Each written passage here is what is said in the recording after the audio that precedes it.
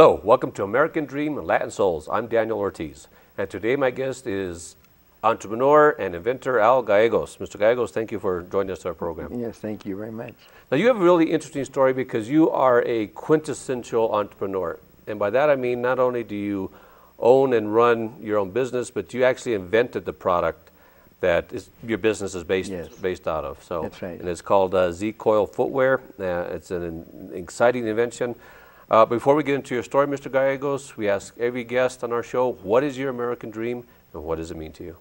Well, you know, I was raised on a farm, and my American dream was to have when I got bigger, I always thought of having a gym in my house. Okay. You know, because basketball was my passion, and all sports. What do you mean basketball gym, not like a bodybuilding gym? Yeah, basketball. Okay. Yes, basketball was my passion.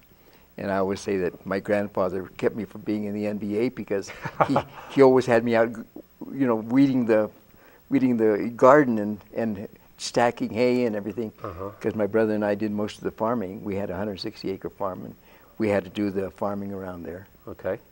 So you want to be, well, what young boy in America didn't grow up wanting to be an athlete? Yeah, right? yeah. So did you have athletic heroes? At that time, I can't remember any except Joe Louis was one. The boxer? You know, the boxer. Okay. And I can't think of anybody right now of the others that I really had big admiration for, because you didn't have as much publicity as you have now. You know, in 1940s, 1950s. Sure, the media was not as broad as it is now. And we weren't into getting a newspaper at the house even. So I'd go home and I'd play basketball. All right. So let's fast forward a little bit, going from growing up on a farm in the 40s to in the 21st century now. You're the founder of and inventor of Z-Coil Footwear, which is an invention it's pretty broad. I mean, it's when we started off with that footwear, I remember back in the 80s, I think is when you developed it. I thought of it in the 80s, and we got the first sale in 1993. 93. Okay, so you went from being a small town farm to international business. Well, I opened a store in Espanola. I was I had a big department store, a shoe store, and one day, and I'm a runner, and I would run every day. I ran 3 times a day. In fact, it was probably my vice. I would run like 6 o'clock in the morning, a 6-miler. At noon, I'd run another 6-miler or 8-miler. And then at night, I'd run about 12 miles. Oh, okay. So I was running a lot, and then I started getting hurt. All right. And as a lot of runners are prone to do with almost any joints. runner that's out there is going to get hurt, unless he's built of I don't know what. Okay. But you know, a lot stronger than most humans are. And so one day that I was running down the sidewalk, I was really flying, and I thought, gee, if I had a spring in my foot, you know, in my shoe, I'd really go fast, because I was looking for more speed. You know, you're always looking for more speed, and I was fairly fast. But then I thought of a spring, and then it stayed with me from then on. It took over my life. Okay. You know? All right. Well, let's show our audience what it is you developed. Now, you developed this shoes called the Z-Coil, and you own the patent on it, I presume. Yes, we do. Okay. So, you know, we see these around, you know, town, around the malls. So tell me, let's go back to your dream. You know, okay, so you start off as a young boy, and we'll get back to the shoe here in a minute. You start off as a young boy, wanted to be an athlete, and then what happened? Well, I went to college, and I took dentistry because I wanted a job just in case, because I wasn't planning on being a dentist. But I thought if anything went wrong, I could always count on being a dentist. Okay. So I wanted a fallback position, or like a substitute, you know, something. So I joined this, but then I was drafted into the Army. But I wasn't about to go into the Army, so I joined the Air Force because I thought flying would be a great profession, and I thought I would love it, and I did. This is World War II? Korean War. Korean War. Okay. Korean War. And I passed all the tests, and I became a jet pilot, fighter pilot. Okay. And I was stationed at Yuma for a long time, and my first real entrepreneurial check with Air was at that time. I bought about 3 houses over there in Yuma, Arizona. Okay. And you know, most of the pilots, you know, we move so many places, but it looked like I was going to be there for a little while. So I bought 3 houses. Okay, wait. So you bought 3 houses. 3 houses. So obviously you didn't need 3 houses. No, I used them for investment. Okay, so here's what I want to get into, the entrepreneur mindset. Entrepreneurs are a different breed. Yes. We think differently. Yes. Right? So you are taking what could at that time ostensibly been an expense, turn it to investment. Yes. So you have been an entrepreneur from the very beginning. For a while. Yes. And so do you believe that entrepreneurs are born or made? I think you have to have a little bit of a mindset that nothing should worry you. You know, don't worry about anything. Go ahead and try something. You know, and it's kind of like getting to the edge of a cliff and deciding, do I want to jump in that water? You know, down there that's 50 feet away, or not. And if you're daring enough, you might find different things. You know, maybe you have a skill. So you said the key is daring enough. Risk is a big part of the entrepreneur journey. Yeah, you have to be, and you have to not be worried about making money or anything like that. Just really go for it. Okay, so you're not afraid of risk. Well, obviously, if we're a fighter pilot, fighter pilots are fearless. Yes, right. and in fact, our squadron was we were so disappointed when we found out the Korean War ended. That's all right. Because we thought, oh man, that'd be a real choice thing to do. Because we all felt we were pretty hot, and although we were losing 1 out of every 19 pilots, compared to the Koreans, I mean to the Koreans at that time. So the fact that there was that 20% chance of not coming back, it didn't bother you? Yeah, it didn't bother. Okay, all right. So so the same thing in business. Most of the time, if you think your project out well, and I haven't done it all the time, but when you think out your project well, your chances are maybe 20 to 30% of failure, but you have to have a good product and a sound business basis for doing what you're doing. Like when I first went into business in Espanola, I got out of the service, nobody would hire me, so I just opened a store. and although I had very little money, I found a way of making that work. I rented 4,000 square feet, but I can't fill 4,000 square feet of space, with the amount of money I had. Maybe I had $3,000. So I built a wall right up against the plate glass windows, and right there, and then I displayed all my merchandise in that little space, and like as if I had a lot of stuff. And they come in, I had the register right there, and had it decorated so it looked kind of neat. So you created an opportunity. Created an opportunity, and as I increased my inventory, I moved that wall back, and in about 1.5 years, I had the whole store filled with merchandise. All right. And so that's how I started. And so it was a strong desire to get into business that I found a way of doing it. All right. Well, my father used to always say, when he had a saying, and they say that the necessity is the mother of invention. And I'd ask him, how did you develop this? And he said, la necesidad. Yeah. He needed to, and you create, and that's the entrepreneur mindset. Yes. There's a block, something holds you back, and you create because you have to. And it ends up oftentimes being the source of your success. Is that right? And then you have to also be able to stand in ridicule. When I first started out hold that thought, because that's when you came out with something like this, and I saw it in your bio, you were not exactly embraced with open arms. Not very few of my family. I had not even your family. Not even my family. Okay. In fact, I got most criticism from them because they felt they could criticize me easily. Well, prophets never known in their own town. Is that right? That's right. Exactly. Okay. Yeah, exactly. Okay, so you grew up in a small town. You went to the Korean War. You didn't want to be drafted. You became a pilot. You're buying houses during that time. Fast forward to your running days. You started running. You're an avid runner. And you had some injuries, and you had an idea for this product. Yes. Now, this Z-Coil now it's a corporation. Yes. Right? And you have how many investors? We have 5,000 investors. 5,000 investors, and you're shipping globally? We are shipping globally, and we've got dealerships in Taiwan and Malaysia, and we have people that want them outside. But right now, with the cost of shipping so high, we're hoping to come into the United States where we don't have any turf. I mean, what do they call it?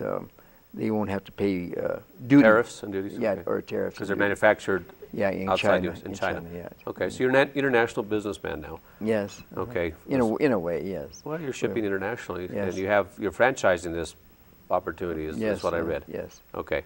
So tell me, how did this develop again, and what were the challenges that you faced with, you know, there's a saying that when a new idea comes into the mind, when you introduce it to the public, first reaction is it's perceived as hokey. well, it's perceived as impossible or ridicule. And then the second time it's perceived to have some merit, and then finally it's accepted as inevitable. Yeah. Right. And yes, and I've had so many people say, "Gee, I wish I'd invested with you guys first." You know. Is that right? Okay. But yeah, when I first started and thought of a spring, in fact, I try to find a spring. Nobody uses a spring like this. There's not. They don't use it in cars. I called a spring company, and they said, "We don't make spring like that," you know. And so I looked all over. In fact, my brother, who was a chemist, he had a friend of his in California, because he worked for Standard Oil of California, and he had one of his friends make a spring for me, but it was so badly made I couldn't use it. Is that you right? know. Okay. So one day I was in a library and in Espanola, and the lady there was a friend of mine. She said, "Al, you look like you're kind of lost." And I said, "Well, yes, I am." I said, "I'm looking for a doggone spring, but I don't know where I can find it." And I don't know why I even mentioned it to her, because she's a lady, you know, she's not going to have anything to do with the spring. But she said, "You know, you check Thomas Register." That's Thomas Register is a register of a series of books that has all the manufacturers in the world. And so I checked in there. I ran over there right away, and I checked and looked for springs. And I saw one company says, "We make any kind of a spring that you might ever want to, that you can make design," you know. So you had no idea of the tension. I had no idea, nothing. How did you even think? I knew I wanted a conical coil spring, something that would collapse within itself, and I thought that would be the best spring, and it turned out to be the best thing. Okay. And so you have this invention. You're looking for materials that didn't even exist, and so tell me, what was the reaction when you sharing your idea with your friends, family? I didn't share them with anybody till I got the spring in. But anyway, I called the company, and they said, "Yeah, I can make any spring you want." So I told him what it was for, so he wouldn't be laughing at me, you know. So, and I said, "I need a conical spring that is 3 inches at the base, 1/4 inch at the height, so that when the person puts his weight on it, it collapses within itself." And he says, "Got it. I got it." And then, and I don't know if I'd ever seen it anywhere or anything like that, because I don't believe I had, but I imagined it. And so he says, "You had a vision for this product." Yes, and he said, "Well, that's all fine." He said, "Now, how strong do you want it?" Because there's different type of wire that you can use. Okay, so you're searching for the right fit for your product. So again, what was the reaction when you started because you obviously did you have a business in mind at that time? No, I didn't. You just went for I yourself? had my business. Okay. Already. I had a shoe business, and I had probably the largest shoe store in northern New Mexico, in Espanola. So tell me, what's the transition from finding the material for the product, to actually going into business as a business? It was a hassle. Yeah. Okay. You know, sometimes you wonder whether it's worth it, you know. But so it was not easy. I mean, no, it isn't. It's not easy. It isn't easy, and I had some property. In fact, at that time, I had just gotten out of business in Espanola. I owned the shopping center there, and I sold that, and I had a little bit of money left. But my son saw my shoe after I'd built it, the first ones that I was using them, and I was getting a lot of criticism on them. You know, even from my running friends. They say, "People are going to sue you all over the place," you know. Why is that? Because that spring will get caught on something, you know, like a wire or something. Okay, all right. And okay, so you actually were using it and running. Yes, I was using it myself. Okay, so your running friends were saying what? They were saying, "Oh, that's crazy. That'll never work." And of course, I was out running them most of the time. And some of my friends, not all of them. Right. And of course, I was now in my say 1980. In 85 to 90, where I was 50 years old, you know, and I was still running pretty good. I was very competitive, but okay, so you're running, you're with your friends, and you come out with this device here. Funny looking shoe. And so you had to got a lot of course, your best friends are going to give you the most grief. Oh, yes. Is that right? Yeah, right. yeah. Okay. You're going to get sued, you know, all this kind of stuff. So there's my daughter said, and my sister tells me, Alvaro, you're wasting so many shoes. You've been cutting up all the shoes to put springs in them, and you're wasting all your money, your inventory money. Well, that's kind of a stereotypical, you know, entrepreneur is a lot of times when an idea is so far outside the box of mainstream thinking that there is ridicule. Yes. You know, and there's the nutty professors that we, you know, see in film all the time, but it's not too far from the truth that you have to be to be a successful entrepreneur, you have to be a little bit crazy sometimes. Just try a new idea. In a way, you have to be. Yeah, you have to be almost. I don't care what people say. And then I needed to make all this. I had to have this expense to test my product. You know, almost anything you make, you have to test it. So I made shoes, and made another shoe, and made another shoe, and put the spring in the front, in the back. You know, changed it so to it's a different. trial and error period. So it fit just exactly where it's supposed to be. You know, because this heel, there's a certain distance from the end of the foot it has to go on, so that it'll come right. So you won't, if it's too far back, you'll slap down real fast. Okay. If it's too far forward, so you have a R&D period too. That's right. To Research and development that you need for this product. Okay, so let's fast forward a little bit from there. When did this become a business, and how did you attract investors? My son Andres, who's now a CEO of the company, he's the general manager and president. Anyway, he said, "Dad, let's make that a business." And so I wasn't about to tell my son no. So we did, and then we found out we just needed a little more money than we were talking about. So I borrowed some money at a high rate of interest on a piece of property I had here in Santa Fe. Okay. And he used all his so credit. You took a risk and you So I was self-financed? I was deep in debt there, and he was deep into his credit cards, and then we. So now you have you said 5,000 investors. 5,000 investors. Okay. And the way we got our investors was we for every $500 a person invested, we gave them 3 pairs of shoes. And so they become a product. Yeah. So we introduced a product at the same time that we got money in. They became a user. So of the we product. raised, yeah. So and we raised were they more inclined to give you money after? We had people out the door. At first it was so slow.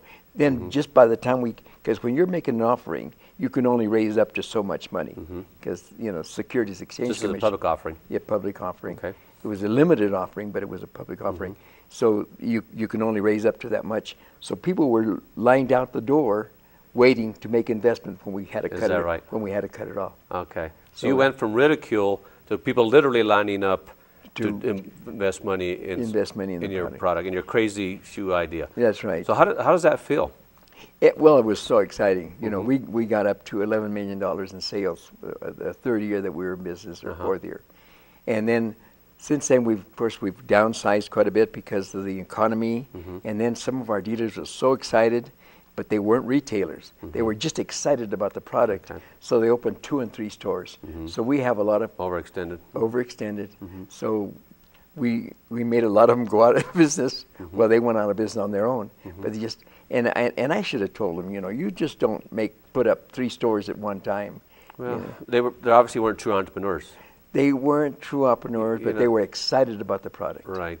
And but you got to use, you got to follow your heart, but you got to use your head. And even at the same time, that's right. You have to be kind of careless in some ways. Right. Careless in not being so excited or too worried about what people say, or losing a little bit of money, or just a little bit. You don't want to lose a lot of money, but you want.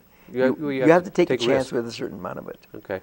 So let's change tracks a little bit. I want to talk about your Hispanic values growing up. And how does that influence your business and your career and being an entrepreneur? What kind of values did you grow up with that helped you succeed in business? Well, we were raised Catholic, and I am still very Catholic, and I think that had a lot to do with it because, I always felt I couldn't lose. I could never lose in the air, whether I was flying or not, because I had so much faith in the Lord. And I thought, if I happen to die, well, I'll go to heaven. So it's a win-win. It was a win-win situation. And in fact, my wife, then I married a girl that was just from Mora. That was really exciting. She loved the Lord so much. And she even brought stronger principles to me, like say one of the most, she says, I can do anything I want to do, just like as if, you know, Bill Brady. And they say, as long as it's pleasing to the Lord, you know. Okay. So that's the kind of I've always felt. Because you had a strong faith. Real strong faith. Well, in my book, I talk about the distinction between traditional American values and Hispanic cultural values. And sometimes overlap, but you know, traditional American values are rugged individualism, change in progress. There's a whole list of American values. But Latino values come down to three basic principles: faith, family, and frijoles. Yeah.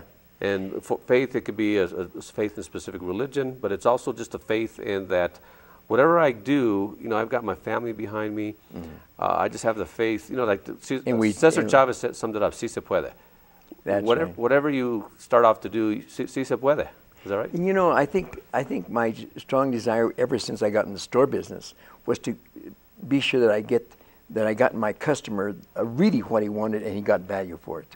Well, this turned out to be even more than that. This has great value, and it helps so many people. We have about 10 folders full of testimonials, people calling, just it's preventing injuries. Just writing to us and saying, you know, you saved my life because I can now walk and I'm healthy. I had one guy that fell off a motorcycle 80 miles an hour, fell down a tree, and he broke his bones completely.